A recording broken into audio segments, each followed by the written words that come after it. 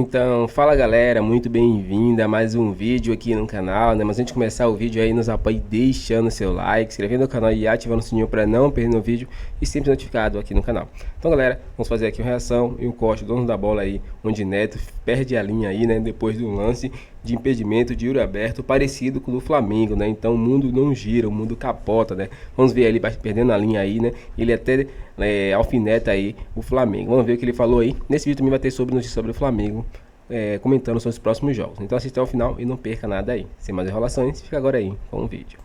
Agora o impedimento. Vamos botar o gol do Yuri Alberto, que por sinal, os flamenguistas, segura aí, os flamenguistas arrebentaram no jogo do Gabigol. Como é que pode essa linha não sei o quê, que é o computador, que não sei o quê, que é aquela coisa. Porque o segundo gol daria muito mais tranquilidade pro Flamengo aqui, sem dúvida nenhuma. Sem dúvida nenhuma. Aí o VAR foi e deu o impedimento. O VAR veio contra o Corinthians e deu também. Eu discuto a forma de que é feito, porque se fosse o computador, a gente teria certeza que não tem discussão. Bate palma e tá tudo certo. Não, beleza. E aí vem a linha traçada e deu o impedimento. Bota lá o lance para que nós quatro possamos falar com o olho nosso. Vamos lá, deixa aberto aí, desse jeito aí. Não, não é esse lance aí. Esse é o do escanteio. Isso aí. É o gol? Coloca ele cruzando aí. A bola e Salvio, antes de você, dá pra parar o lance na hora?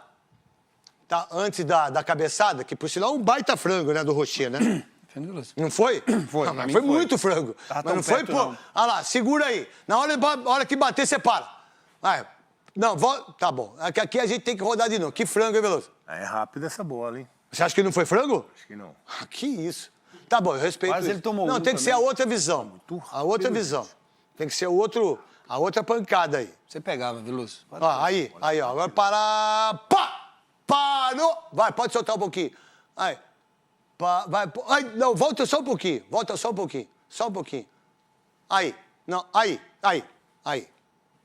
Tá impedido, Veloso? Essa aí é só no computador. Então, tá impedido, Souza? Não, só tô perguntando aí. Por essa imagem aí, não. Então, essa é a imagem que foi feita. Essa é a imagem que foi feita a linha. Aqui, a linha que foi feita da imagem, o pé esquerdo dele tá um pouquinho na frente. Não, mas o impedimento veio do ombro. Não foi, Salve? O pé do jogador do Inter e o ombro do... E o ombro, foi o ombro do joelho lá. Tô achando que é lá, o joelho lá. Ó. Vamos lá. Foi o joelho. Vamos lá, vamos colocar. Tá impedido. Tira isso aí, fazendo forma. Isso. Tá impedido, Souza? É por essa daí não. Não, isso que eu tô perguntando. Não, essa imagem. Não. Tá impedido, essa daí não. Ah, não, mas tem um como frame na frente, né? Tem um Porque frame na o frente. joelho tá Não, pra frente. Tudo bem, eu tô perguntando... Não, por essa aí não tem joelho. Tá impedido? Não tem joelho. Tá, então vamos lá. Ô, Neto, você conhece Ednilson Corona, que foi um baita assistente. Verdade, um monstro, Corona. Teve na Copa do Mundo. Monstro, um dos maiores que teve. Sabe o que ele faz? faz? Que por sinal, esse baiano... Pra mim é o melhor... Alessandro Rocha Matos. O Alessandro Rocha Matos é o maior assistente do futebol mundial. Ninguém é melhor que esse baiano.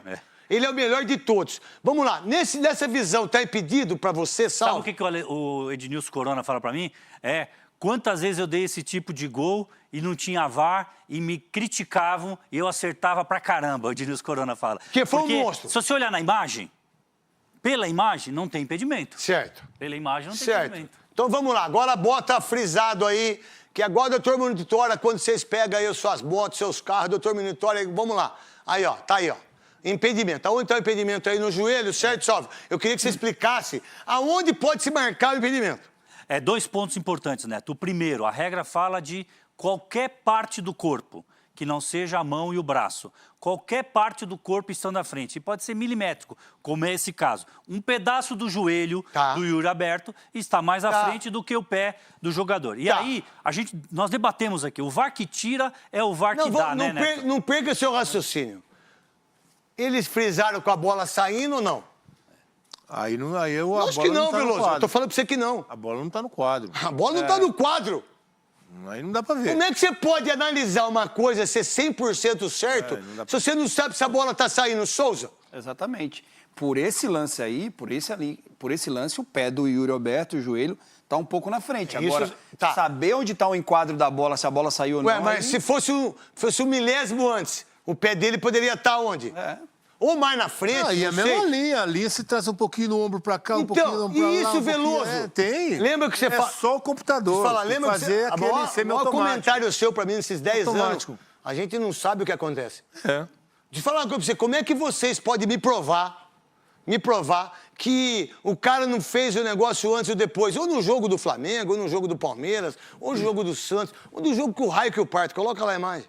Ô, Neto, deixa eu falar para você. Eu já fiz essa computação gráfica algumas vezes. Tá? Já fiz exatamente o que é essa computação gráfica. É fato que o jogo de futebol e a imagem não se adapta a esse software.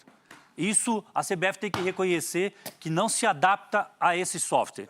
Na verdade, a saída da bola não é definida qual o momento da saída da bola e esse é um ponto crítico. Ou a CBF, como nós falamos aqui semana passada, na quinta-feira, implanta o impedimento semiautomático ou sempre vai ter essa discussão e essa desconfiança. E aí você, para muitos foi impedimento, para a maioria, que não é corintiano, da imprensa e todo mundo, e para os corintianos você fica essa dúvida. Então, tá tudo certo. Então, o que é para um tem que ser para todos. Gente... O Flamengo, que com a vitória contra o Bahia, alimenta a sua esperança. Tem um jogo a menos, né? E tem um jogo a menos, 28 jogos. Alimenta a sua esperança. Ele está a 9 do Botafogo e a 6 perdidos. O jogo a menos é contra o Inter. É fora ou é... Fora.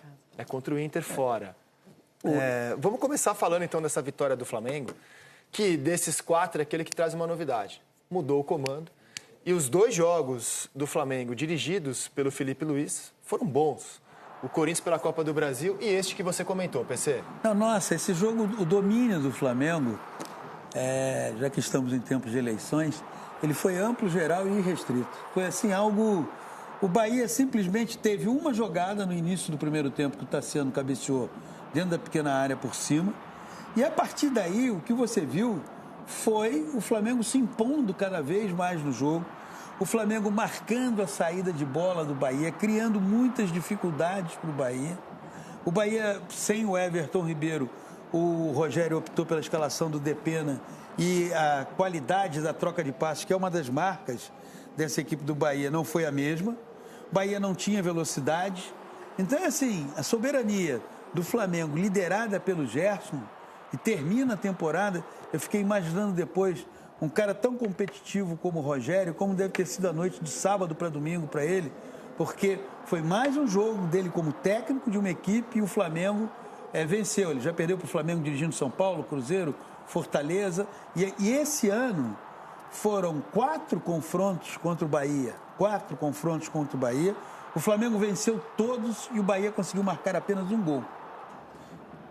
Então esse jogo de sábado foi o desfecho de uma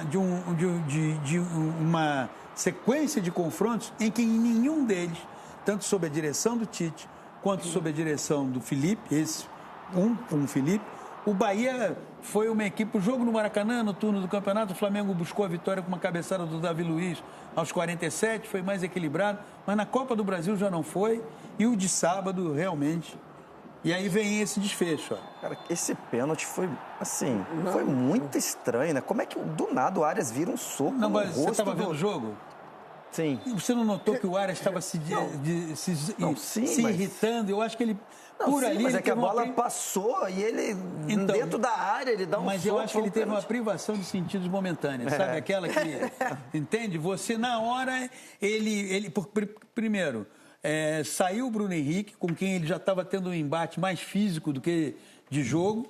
Não é? Uma hora o Bruno Henrique cai, ele vai lá, discute, mas você olha a fisionomia, ele está arrasado, tá? Porque ele é o cara que apoia mais do que o Luciano Juba pelo lado esquerdo. Sim. Aí entra o Michael não é refresco para ninguém.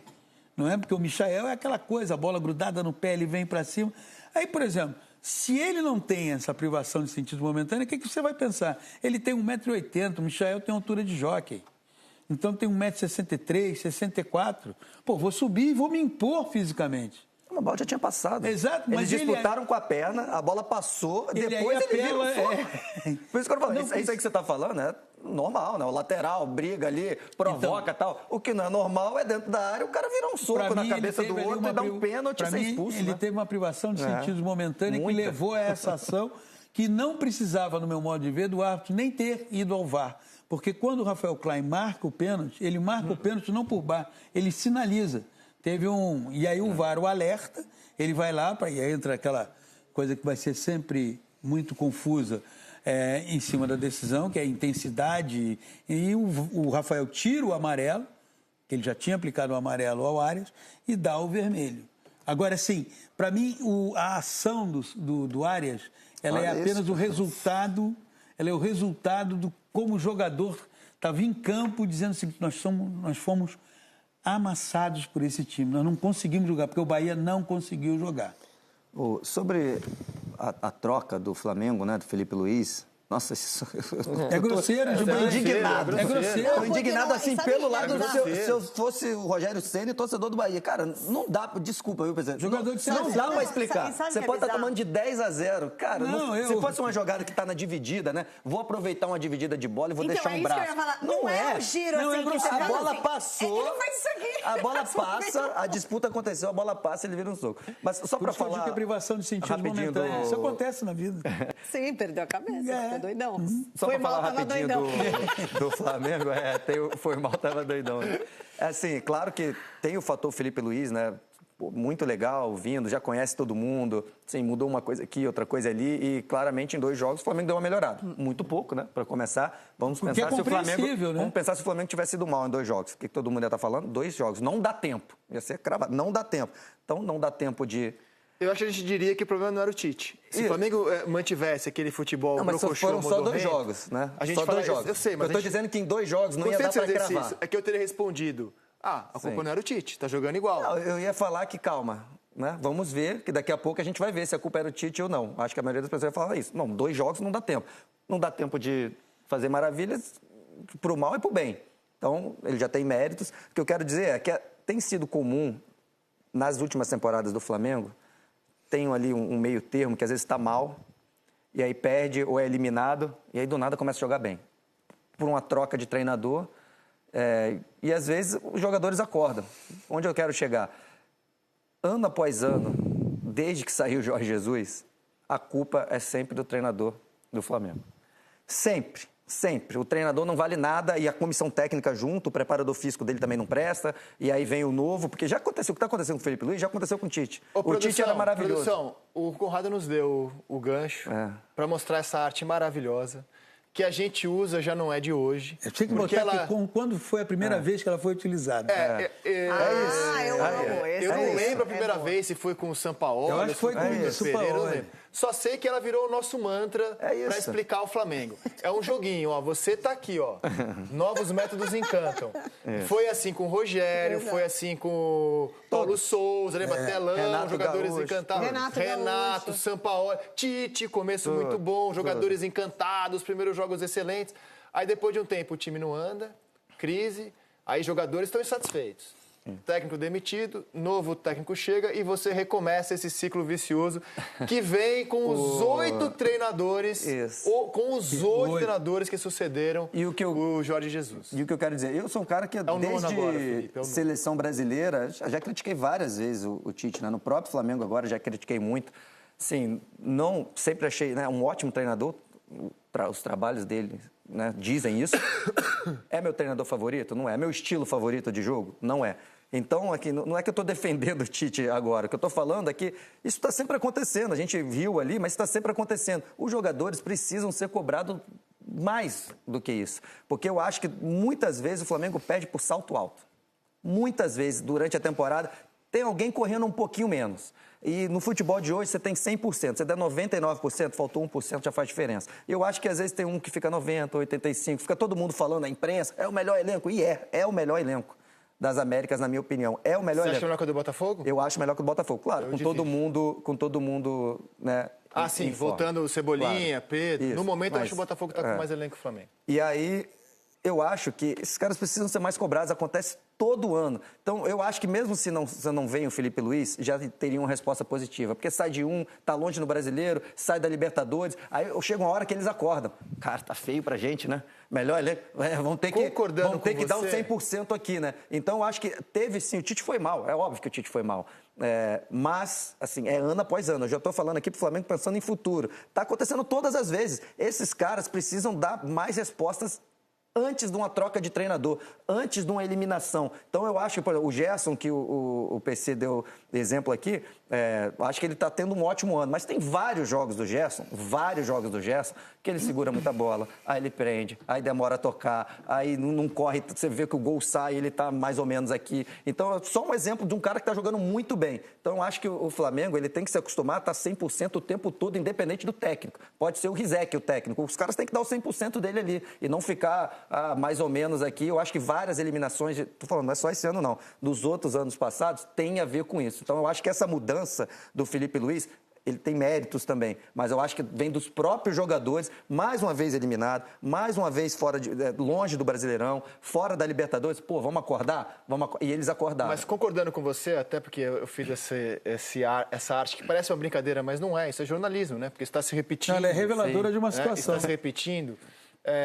Acho que os 2 jogos do Felipe Luiz, e tentando tratar com toda a calma, né? Porque são apenas 2 jogos, eles escancaram algumas deficiências que o Tite demonstrou e a incapacidade do Tite de enxergar algumas coisas que são muito peculiares e caras ao Flamengo. E o Tite não conseguiu em nenhum momento se adaptar a isso. Então, por exemplo, pode não ser o estilo do Tite, historicamente. Jogar pressionando o adversário lá em cima, com muito volume, muita intensidade. Não é mesmo, historicamente, a característica que marca o Tite, que são times mais equilibrados, um pouco mais monótonos e muito competitivos. Em 2 jogos, eu vi um Flamengo com uma postura muito diferente, sufocando os adversários na saída de bola. Um clamor que havia na torcida do Flamengo, do Léo Ortiz titular, foi levado a campo pelo Felipe desde o primeiro jogo. Esse é o maior erro do Tite, e se demonstrou um acerto, né? Ele mudou a defesa do Flamengo. Ele nunca conseguiu esclarecer, né? Porque, assim, o Léo Ortiz é um jogador que ele convocou para a seleção brasileira. Um erro, o Tite errou. Ele estava errado. Sabe o que eu acho? E por terceiro, sou obrigado a dizer que, embora, na minha opinião, o principal culpado pela temporada pífia do Gabigol seja o próprio Gabigol, está na cara, nesses 2 jogos, que ainda que esteja distante do que já foi um dia o Gabigol no Flamengo, que nesse momento, sem Pedro, sem Cebolinha, sem Luiz Araújo, era óbvio que o Gabigol era a melhor alternativa para o time do Flamengo. E ressaltando que ele está distante do Gabriel, claro, que a gente conheceu. Mas assim, ele é melhor do que o Carlinhos, ele é melhor do que improvisar o Bruno Henrique. E ele é melhor até o Bruno Henrique. Então, coisas que aconteceram em 2 jogos pós-Tite, eu sei que a gente tem que aguardar um pouco mais, mas já demonstram uma melhora, porque com o Tite, nada disso, não há nenhum sinal que essas coisas aconteceriam com o Tite no primeiro momento. Mas eu acho que tem o mesmo motivo, as 2 coisas que você falou, tem o mesmo motivo da característica do Tite, que é o seguinte, o Tite tem muita dificuldade, na minha visão, de quando ele tem uma linha sucessória ali na cabeça dele, assim, né, de quem está rendendo, quem não está rendendo, e quanto tempo eu vou esperar esse cara render para substituí-lo, que para mim ficou muito clara em todos os trabalhos dele. Sabe quando você confia num jogador e eventualmente esse jogador O próprio Felipe foi vítima disso na Copa de 18, quando era para ele ter enfrentado a Bélgica e o Tite, por hierarquia, preferiu escalar o Marcelo com problema nas costas e o Marcelo foi jantado pelo Lukaku naquele jogo. Quando o Vinícius Júnior... Quanto tempo o Vinícius Júnior demorou para ser convocado e depois para ser titular? Sim. Então é uma coisa que o Tite tem... O Cássio no Corinthians, tem tempo isso. O torcedor vai lembrar, o Júlio César ele teve que falhar muito para o Cássio entrar, mas muito. Ele já claramente era melhor goleiro. Então tem uma coisa de ele olhar para aquele jogador e eu confio nesse cara. E o Fabrício Bruno não faz um ano ruim. Não faz. Tanto que está convocado nesse momento para a seleção. Pela terceira vez. Muito pelo contrário. O ano do Fabrício Bruno é muito regular. Então, quando chega o Léo Ortiz e foi aquela contratação que demorou para ser confirmada e etc., como é que o Tite, do jeito... E aí eu estou tentando analisar que a cabeça é da forma como ele pensa, como ele demonstrou pensar nos últimos trabalhos dele. Como é que eu vou tirar aqui o Fabrício Bruno, que está fazendo bons jogos? Eu vou tirar o cara porque chegou um outro melhor? Então, ele não é... Exato, deveria ser essa a resposta. Mas é isso, eu estou tentando analisar assim, o jeito de cada pessoa. Fez, na minha visão, é a mesma questão do Carlinhos, até porque na primeira coletiva que ele foi perguntado sobre Carlinhos e Gabriel, ele falou, o Carlinhos, pelo que ele entregou quando eu precisei dele. Então, no jogo ele cita o jogo, acho que contra o Atlético Mineiro, contra o Vitória e tal, que o Carlinhos entrou, fez gol. Então, na cabeça dele é assim, por que eu vou passar o Gabriel, que não fez nada, entre aspas, né, que me demonstrasse isso, na frente do Carlinhos, que quando eu precisei ele entrou, entendeu? Então é aquela coisa de assim, não, eu não posso... Esse aqui é quase que uma meritocracia, assim... Não, é uma meritocracia. Não sei se é a palavra certa, mas é aquela coisa de assim, eu não vou tirar esse cara... Pra ele eu só discordo dessa meritocracia. Um dos gols do Carlinhos, o passe espetacular foi do Gabigol, por exemplo. Mas eu acho que é o mesmo problema, Gabigol teve um pênalti que o Pedro perdeu um pênalti, ele foi lá, bateu o pênalti e ganhou um jogo pro Flamengo, mesmo na fase ruim. Então, assim, tem que jogar quem é melhor. É um jogador melhor. O que eu acho que o erro dele nesse problema é que, assim, a meritocracia e a hierarquia não tem que ser com ele, tem que ser com o Flamengo. Esse que é o erro dele. Ele é o técnico do Flamengo. Então o Carlinhos fez um gol, não foi para ele, fez pro Flamengo. Mas tudo que o Gabigol já fez pro Flamengo? Ninguém tá jogando pro Tite, tá todo mundo jogando, inclusive ele trabalhando, pro Flamengo. E aí que é um erro dele.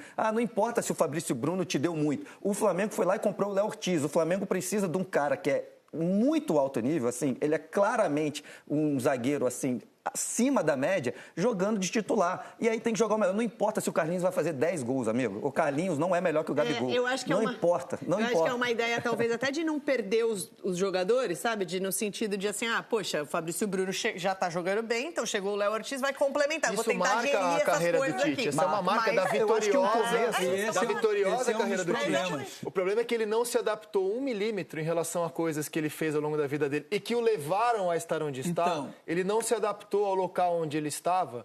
E, gente, o Flamengo tem algumas peculiaridades que o Tite em nenhum momento se rendeu a elas.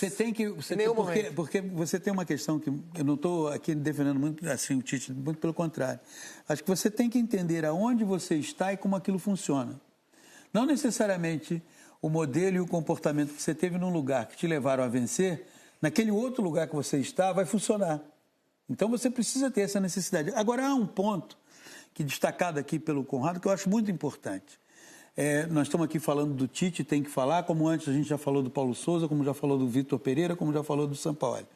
Não se pode colocar na coluna dos isentos os jogadores. E acho que isso acontece no Flamengo porque na cabeça de todos os jogadores que estão lá, eles sabem que tem uma rotatividade de técnico. Isso vai rodar. É diferente, por exemplo, do que acontece no Palmeiras. Por isso eu trouxe a informação, inclusive, que o Flamengo decidiu efetivar o Felipe Luiz. Porque o Flamengo entendia que, perante esse grupo de jogadores, não geraria autoridade alguém com a pecha de interino. De 2024. Então o Flamengo preferiu anunciar para os jogadores, esse aqui é o chefe de vocês e vai estar aqui ano que vem também. Então, esse aqui é o chefe de vocês, a eleição é na segunda semana de dezembro, se eu não me engano, dia 9 de dezembro, não se sabe o que vai acontecer. Agora, mesmo que a atual direção que chegou e quis passar essa mensagem, esse aqui é o chefe de vocês até 2025, se você já está lá há algum tempo, você diz, tá bom, vai. Perde 3 jogos aqui para ver como é que funciona. Claro. Porque eu acho o seguinte, eu vejo da seguinte forma, se você tem uma rotatividade em quem te lidera, o teu comportamento vai oscilar. Vamos pegar o Palmeiras. O Palmeiras esse ano saiu da Copa do Brasil e da Libertadores. Está na disputa do título brasileiro. Mas o Palmeiras saiu da Copa do Brasil e da Libertadores ali. O Palmeiras estava perdendo para o Botafogo no seu estádio por 2-0 e foi buscar um empate. E perdeu e foi eliminado por um time que é o Botafogo, que está liderando o campeonato, que está na semifinal da Copa Libertadores. Então, geralmente, como há uma preservação da figura dos jogadores em qualquer processo de demissão de técnico no Flamengo, você não consegue, o Flamengo não consegue, desde 2011, você trouxe essa informação. O Eric Faria. Então, desde 2011, o Flamengo não tem um técnico de janeiro a dezembro, gente. É impressionante. Desde o que estamos falando. Aí vamos fazer o seguinte. Mas, PC, assim, sem passar pano para os jogadores, que eu concordo, assino embaixo do que você, o Conrado e a Renata falaram. Né? Assim, o Tite não é o único culpado pela temporada que o Flamengo vinha tendo até aqui. Mas, então, assim, admitindo tudo que vocês falaram como verdade, concordo com vocês, tem um outro lado também, né? Assim, o jogador, quando está participando de um esquema tático que não está convencendo, que está levando a um ambiente ruim, né? Por exemplo, as atuações brocochós que o Flamengo teve contra o Peñarol, aquele time entregue... Burocrático, lento, sem aquela fúria, assim, o jogador também sucumbe a um ambiente que estava muito para baixo. Acho que ali o time refletiu, me chamou muito a atenção. O Tite também não demonstrava, assim, no seu comportamento, no seu dia a dia, que ia reverter isso. Então, embora o Flamengo seja uma máquina de moer técnico, eu acho que a troca foi acertada.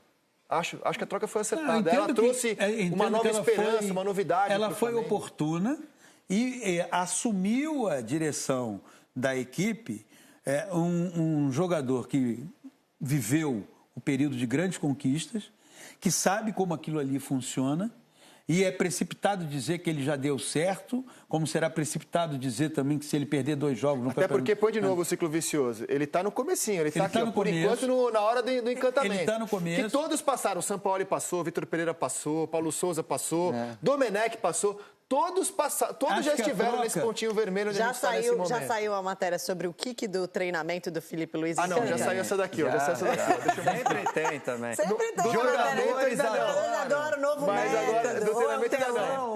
Do treinamento ainda não. Mas todos, em algum momento, dão esperança de que vão repetir o Jorge Jesus. O Felipe Luiz agora aparece nas manchetes, esse é o GE. Junto com o Jorge Jesus. Uma matéria do nosso querido Fredão Gomes, porque ele repetiu o mantra do Jorge Jesus antes da vitória do Flamengo. Compare os vídeos aqui no Seleção Sport TV.